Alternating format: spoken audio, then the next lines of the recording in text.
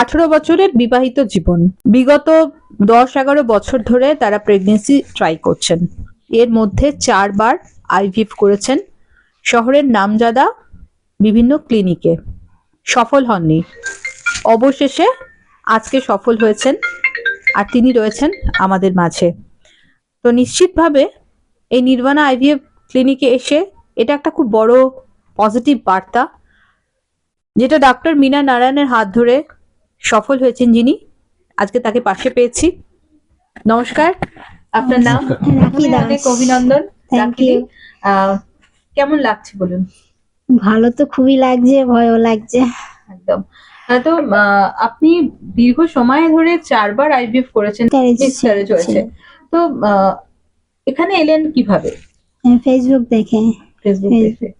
Husband Facebook দেখছিল scroll করে, তখনই ম্যাডামের ভিডিও দেখতে পেয়ে তো বললো ঠিক আছে একবার গিয়ে ম্যাডামের সঙ্গে কথা বলি। তখনই এসে ম্যাডামের কথায় মানে ভালো লেগে স্যাটিসফাই হয়ে তখনই রাজি হয়ে গেছে। একদম। দাদা, খুব স্বভাবতই 10 বছর ধরে আপনি আপনার স্ত্রীর জন্য 4বার আইভিএফ করেছেন, 4বার সফল হয়নি। না। স্বভাবতই প্রচুর টাকা পয়সাও যেরকম ব্যয় হিউজ হয়েছে, অ্যামাউন্ট গেছে। হ্যাঁ, তার পাশাপাশি মনের জোরটাও আস্তে আস্তে কমতে থাকে। আমি ফেসবুক দেখছিলাম, তো ম্যামের ইউনিটের আমি কিছু কিছু ক্লিপিং দেখলাম, ভিডিওস। তো সেখানে একটু মানে ভরসা পেলাম যে কিছু যদি পাই, কারণ এর আগে ফেলিওর হতে হতে এমন লেভেলে চলে গেছিলাম, ও তো আসতেই চাইছিল না। তো আমি জবরদস্তি নিয়ে এসেছি। তো ম্যামকে মিট করার পর ম্যামকে বললাম যে আমার আর এই হিস্ট্রি আছে, আর আমার ফিনান্সিয়াল কন্ডিশন এখন এই মুহূর্তে একদম এন্ড জায়গা দাঁড়িয়েছি। কারণ আমি 4টা আইভিএফ করে টোটালি আমার সেভিংস বলুন, লোন, এখন লোন চলছে, সেভিংস বলুন, গোল্ড বলুন, কোনো জায়গায় রাখা আছে গোল্ড সেভিংস, পুরো শেষ। তো ম্যামকে পুরো আমি সারেন্ডার হলাম। ম্যাম ওখান থেকে স্টেপ বাই যেরম করার করেছেন। তো সেখানে আমাদের রিল্যাক্সেশন দিয়েছেন, যে ফান্ড পার্টটা, মাইন্ড সেটা ম্যাম কোনো স্টেপ বাই স্টেপ আমাদের ভরসা দিয়েছেন। তো আজকে ভরসা রেখে ম্যাম ওখানে রেখেছি।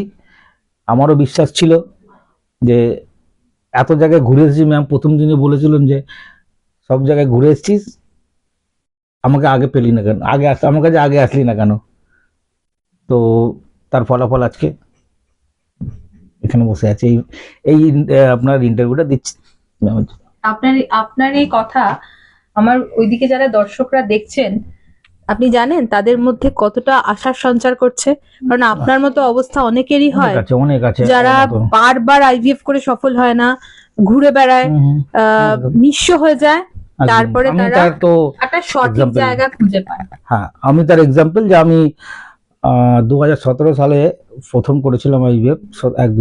আমি 2টো সেন্টার দিয়ে ঘুরেছি, তো সেখানে আমি সফলতা পাইনি। তো একটা আমি ছেড়ে দিয়েছিলাম। তো ভিডিও কল করতে করতে ম্যামকে দেখে এখানে চলে আসি, তার ফলাফল আছে।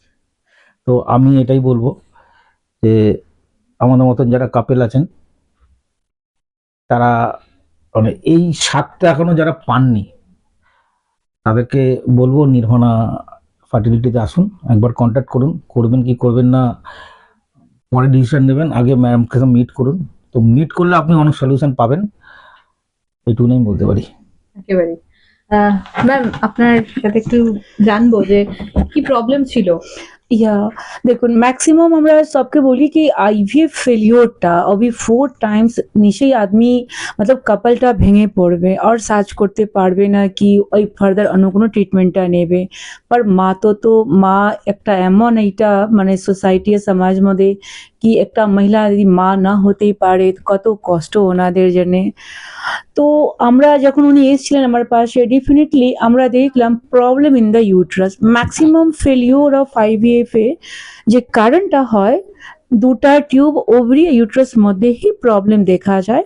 ডেফিনেটলি উনি হাইপারটেনসিভ আছেন, একটু প্রেশার হাই, ইউট্রাস একটু ড্যামেজ ছিল। তো ইউট্রাসের ড্যামেজটা হয়, আমরা ক্যাটেগরাইজটা করি মাইল্ড, মডারেট অ্যান্ড সিভিয়ার ড্যামেজটা। তো প্রথম থেকে ওনাকে বলেছিলাম কি একটা কারণ হয় রেকারেন্ট আইভিএফ ফেলিওরে, একটা ইমিউনোথেরাপি ট্রিটমেন্টটা হয়।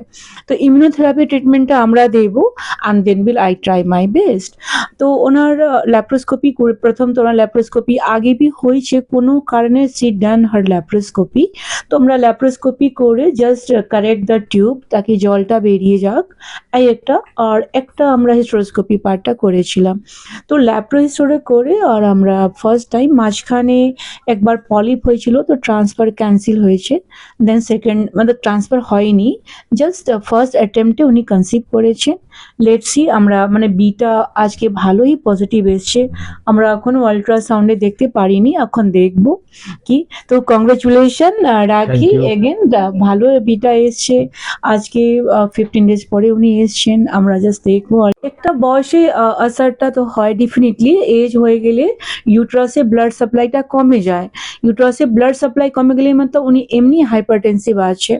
প্রিভিয়াস যে 4টা ফেলিওর হয়েছে আমরা তো বলতে পারবো না, লেকিন যখন উনি আমার পাশে এসছেন আমরা দেখলাম কি ইউট্রাস বাজ দ্য ড্যামেজড, मतलब adenomyosis, moderate to severe adenomyotic uterus, chocolate cyst ছিল, আর পাশে টিউবে জলটা ছিল। তো প্রথমে দাদাকে বললাম কি আমরা দেখছি লাইনিংটা ভালো উঠুক, তারপরে আমরা একটা ল্যাপ্রোস্কোপি করব, আর then will go for the transfer. Laparoscopy করেছি আর একটা হিস্টোরোস্কোপি করেছি, দেন আমরা ওনাকে ট্রান্সফার দিয়েছি। ফার্স্ট অ্যাটেম্পটে উনি সাকসেসটা হয়েছেন। আর আমি আজকে আল্ট্রাসাউন্ড করে will confirm the number of babies, কত বেবিজ আছে। Okay, congratulation Rakhi. Thank you. And দাদা আপনাকে।